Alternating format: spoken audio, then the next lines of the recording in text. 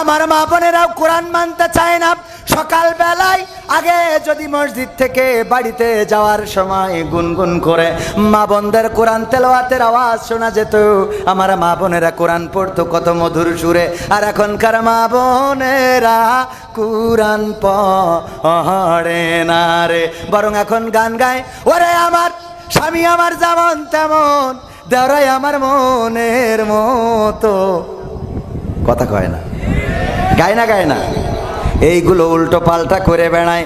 আর এই জন্যই ওই স্বামী আবার গায়, আমি পারি না আর পারি না, আমি কেন মরি না, আজরাইল কি চিনে না আমার হে গো, আমি পারি না আর পারি না। হয়তো 2 দিন পরে মরবো, আগে মরলে কি ক্ষতি, ওরে এই দুনিয়ার রং তামাশা বুঝলাম না রে একরতি। ও আমার ঘরের রমণী, ও যে কাল নাগিনী, টিকটক খুলে আমার 12টা বাজাইলো, আমি পারি না আর পারি না। কথা কয় না, টিকটক খুলে অন্যের সাথে, আহারে ইমো ফেসবুকে লাইন আছে না নাই, স্বামীর সাথে ভালো করে কথা বলে না। স্বামীর সাথে ভালো করে কথা বলা তো দূরের কথা, স্বামী যদি কোনো কথা বলে সহ্য হয় না। আল্লাহর নবী সাল্লাল্লাহু আলাইহি সাল্লাম মেরাজ থেকে আসলেন, এসে বললেন, ওগো নারীরা বেশি বেশি সাদাকা করো, বেশি বেশি দান করো। আল্লাহর নবী বললেন, নারীরা বেশি বেশি দান করো। মা বোনেরা জিজ্ঞাসা করলো, মহিলা সাহাবীরা জিজ্ঞাসা করলো, কেন আল্লাহর রাসূল আমরা বেশি বেশি দান করব? আল্লাহর নবী বললেন, ওগো নারীরা, আমি দেখেছি অধিকাংশ নারীরাই জাহান্নামে। আল্লাহর নবীকে প্রশ্ন করা হলো, ওগো বিশ্ব নবী, কোন অপরাধের কারণে নারীরা বেশি জাহান্নামী? আল্লাহর রাসূল সাল্লাল্লাহু আলাইহি সাল্লাম বললেন, 2টা কারণে নারীরা বেশি জাহান্নামী। কারণ কয়টা? কারণ কয়টা? জোরে বলেন কয়টা? এই 2টা কারণ জানার দরকার আছে না নাই? মা বোনেরা যারা পর্দার অন্তরালে আছেন তারা জেনে যান 2টা কারণ। আর পুরুষেরাও জেনে যান, যাদের স্বামী, যাদের স্ত্রী আসে নাই, বাড়িতে যেয়ে শোনাবেন, ওগো আমার স্ত্রী গো, দেখো হুজুর বলেছে এই 2টা কারণে বেশি নারীরা জাহান্নামী। সুতরাং এই 2টা কারণ থেকে মুক্ত থাকো। এই কথা কি বলা যাবে না যাবে না? বলা যাবে না যাবে না? কিন্তু এখনকার স্বামীরা ওরা কি বলবে, ওয়াজ তো শোনেই না, বরং অনেকেই উঠে হাঁটা দেয়, চায়ের দোকানে আছে, তাসের আড্ডায় আছে। এই জাতীয় স্বামী এই দামোদরে একটাও নাই। আছে না নাই? আছে মানে কি? স্ত্রী বলছে যে হুজুরের একটু দাওয়াত করে আনবা, আমি একটা মোরগ সাইড দিয়ে রাখি, সাইড দিয়া বোঝেন তো, মানে মুসলমানি দিয়ে রেখে দিয়েছে যে এই মোরগটা খাওয়াবে হুজুরির দিয়ে। হুজুরির দাওয়াত করতে গেছে, হুজুর বলছে, দেখো তুমি কি নামাজ পড়ো? তা বলছে না। তা বলছে, বেনামাজির বাড়ি তো আমি খাই না। বাড়ি এসে স্ত্রীর বলছে, হুজুর তো বেনামাজির বাড়ি খায় না। তা বলছে, তাহলে তুমি নামাজ পড়া ধরো। বলছো, আমাদের হবে না। তো হবে না, তাহলে হুজুরে যে কোনো ভাবে নিয়ে আসো। আমি তো মানত করেছি, আমি হুজুরদের মুখে শুনেছি, মানত করাতে কল্যাণ অকল্যাণ কিছু নেই, কিন্তু মানত করলে সেটা পালন করতে হবে, এইটাই বাধ্যতামূলক, এটা ওয়াজিব, করাই লাগবে, পালন করাই লাগবে, না হইলে গুনাহগার হবে না। তো আমি যেহেতু হুজুরের নামে রেখেছি, মোরগটা জবাই করে খাওয়াবো, তুমি হয় নামাজ পড়ো, না হইলে যে কোনো কৌশলে নিয়ে আসো। বলছে, তাহলে 2-3টা দিন যাক, আমি যে কোনোভাবে এনে দেবান। শুনেছি বোঝ জন্য মিথ্যে কথা বলা জায়েজ আছে, তা আমি মিজি কথা বলি নিয়ে আসবানে। হুজুরি যেয়ে 3-4 দিন পরে বলছে, হুজুর আমি নামাজ পড়া ধরেছি, আসেন আমার বাড়ি আজকে দাওয়াত নেন। বলছে, ঠিক আছে নিলাম। হুজুর এই শিব খাওয়ার যখন গোশত মোস্ত সব সামনে, বলছে একটু পরীক্ষা হয়ে যাক, নামাজ পড়ছেন তো সত্যি সত্যি? বলছে, হুজুর কি খবর, ডাইরেক্ট নামাজ পড়ছি। বলছে, তাহলে বলেন তো ফজরের ফরজ নামাজ কয় রাকাত? স্ত্রী রান্নাঘরতে দেখাই দিচ্ছে, কারণ ও তো জানে এ খাটাস ফজরে নামাজ পড়া তো দূরের কথা, 12টার আগে ঘুম ভাঙে না।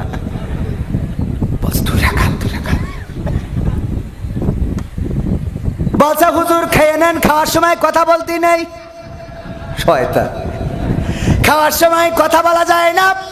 হুজুর আপনি খেয়ে নেন, লাস্টে বলবানে কয় না, আগে পরীক্ষা, ফজরের ফরজ নামাজ কয় রাকাত বলো। বলতেছে, হুজুর খান, তারপরে লাস্টে বলবো, শুনে বাড়ি চলে যাবেন। না বলো, নাসর বান্দা হুজুর ফজরের ফরজ নামাজ কয় রাকাত? স্ত্রী রান্নাঘরতে বারবার দেখাচ্ছে, 2 রাকাত বলো, 2 রাকাত বলো, 2 রাকাত। বলছে, হুজুর বলাই কি লাগবে, না বললে তো খাবো না। হুজুর ফজরের ফরজ নামাজ হলো 4 রাকাত। হুজুরের তো মেজাজ গেজ খারাপ হয়ে ভাত তুই হাঁটা দিস। স্ত্রী রান্নাঘরতে এসে বলছে, কতবার করে দেখালাম ফজরের ফরজ নামাজ 2 রাকাত, কতবার করে ইশারা দিয়ে বললাম বলো 2 রাকাত 2 রাকাত 4 রাকাত বললে কেন? বলছে তুই যে আমার স্ত্রী, তোর মাথায় তো এত বুদ্ধি থাকার কথা না, বুদ্ধি আমার কাছ থেকে নে। ওরে শয়তান, যেই হুজুরির 4 রাকাত বলে আটকাতে পারলাম না, ওর 2 রাকাত বললে তো মেরে থুয়ে যেত। 4 রাকাত বলে আটকাতে পারিনি, ও তো 2 রাকাত বললে তো মেরে থুয়ে যেত। এরকম স্বামী আছে না নাই? নিজেরা নামাজ পড়ে না, আবার আমরা গেলে বলে হুজুর আমার স্ত্রীর জন্য দোয়া করে দেন, যেন পর্দা করে, যেন নামাজ পড়ে, যেন ইবাদত বান্দেগি করে, দোয়া করেন। নিজে নামাজ পড়লে স্ত্রী নামাজি হবে না, হবে না। নিজে পর্দা করলে স্ত্রী পর্দানশীল হয়ে যাবে, নিজে রোজা রাখলে স্ত্রীও রোজা রাখবে।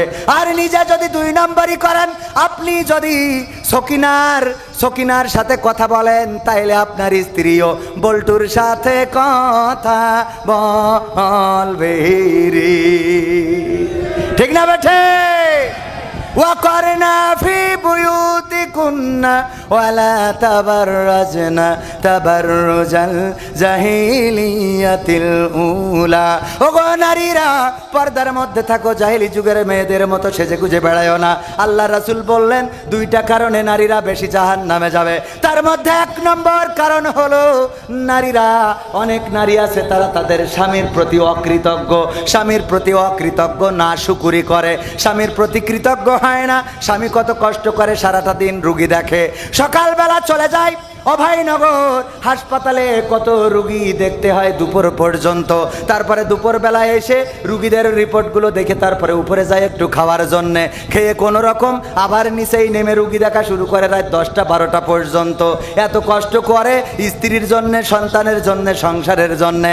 আর ওই স্ত্রী যখন ভাত খায় একটু পাখা টেনে বাতাস দেবে, কারেন্ট চলে গেছে, ওর অত টাইম নেই। কথা কয় না? এরকম আছে না নাই? না শুকুরি করে স্ত্রীর জন্য, যদি কোনো কিছু কিনে আনে তাইলে পছন্দ হয় না, 3 পিস কিনে দেয় পছন্দ হয় না, শাড়ি কিনে দেয় পছন্দ হয় না, ফ্ল্যাট কিনেছে পছন্দ হয় না, কিন্তু দেওর তার বউয়ের জন্য যে শাড়িটা কেনে ওইটা বেশ পছন্দ হয়। বন্ধুর বউ যে 3 পিসটা কেনে ওইটা খুব পছন্দ হয়। বন্ধুর বাড়ির ওই দেয়ালের রংটা খুব পছন্দ হয়। আর স্বামী যেইটা করে ওইটা মোট পছন্দ হয় না। এমন আছে না নাই? কথা কয় না? আছে না নাই? আমার ডাক্তার সাহেব বলছে আমি বুদ্ধি করি, একবার খুলনাতে একটা শাড়ি কিনে আনলাম, কারণ আমার স্ত্রী যাই কিনে দিছি পছন্দ হয় না। খালি কয় দেখো ওর শাড়িটা কত সুন্দর, ওর পাড়টা কত সুন্দর, ওর সুতোটা কত সুন্দর, ওর ডিজাইনটা কত সুন্দর, আর আমি যা কিনি ওর পছন্দ হয় না।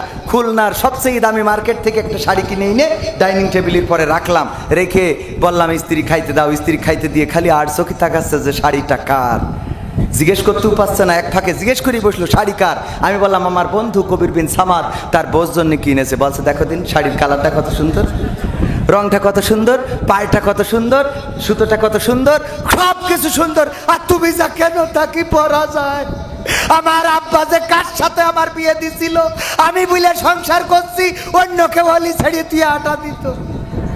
এই কথা কমন ডায়লগ আছে না নাই?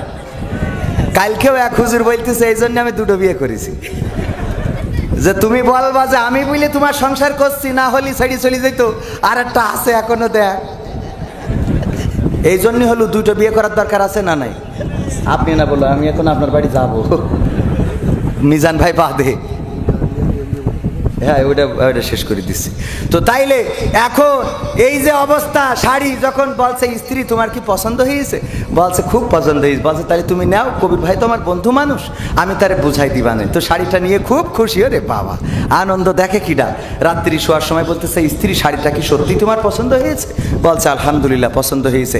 এতদিন পরে একটা মনের মতো, তুমি তো কেন নাই, তোমার তো চয়েস ভালো না, তোমার পছন্দ ভালো না, এই জন্যই তো ডাক্তারও মনে মনে করছে এই জন্যই তো তোমার নিয়ে ঘর করতেছি। আমার চয়েস ভালো হলে তো পরিমাণে ধরে আনতাম। তো যাই হোক, এখন এই শাড়ি তোমার যখন পছন্দ হয়েছে বিবি গো, দেখো আমি মনের কথাটা বলেই ঘুমাই, কারণ যদি ঘুমটা না ভাঙে কবরে চলে যাব, এই রাতটা সকাল হবে কিনা জানি না।